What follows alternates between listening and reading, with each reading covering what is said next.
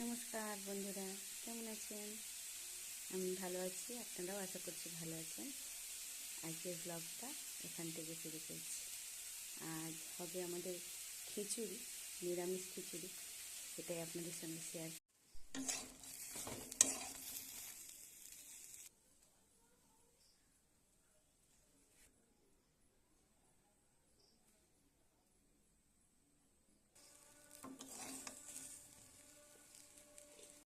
সবজি ভাজা হয়ে গেছে, আলু, ফুলকপি, এখানে গাজর আর বৈতাল রয়েছে, কুমড়ো। হাঁড়িতে ডাল দিয়ে দেওয়া হয়েছে, সয়াবিন দিয়ে দেওয়া হয়েছে। যেহেতু সয়াবিনটা হতে একটু বেশি সময় লাগে, তাই সয়াবিনটা আগে আলুটা দিয়ে নিয়েছি। একটু নেড়ে নিই।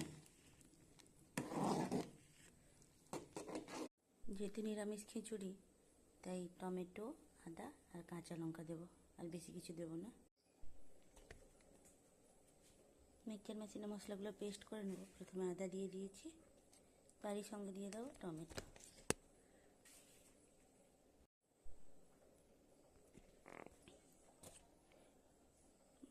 বাটা হয়ে গিয়েছে, এবারে কড়াতে যাই। করে একটু চিনি দেবো।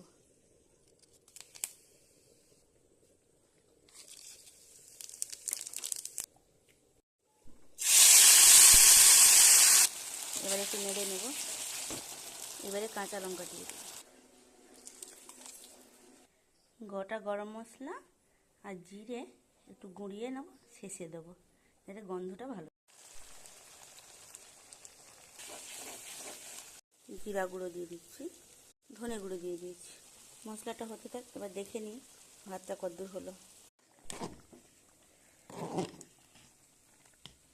কথা বলতে বলতে লবণটাই দেওয়া হয়নি, দিয়ে নিই, দাঁড়ান। গরম মশলা জিরাটা বেটে নিয়েছি, ওটা এখন থাক। সব শেষে ফুলকপিটা দিয়ে নেব। সব কিছু এবার সিদ্ধ হয়ে এসছে, মিশিয়ে নিই।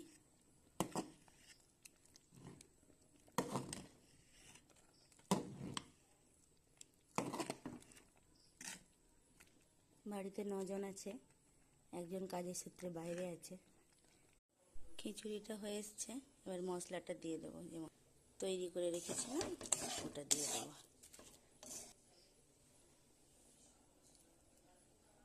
মশলাটা মিশিয়ে নিয়েছি, একটু ফুটে গেছে। এবার যে বেটে রেখেছিলাম গরম মশলা,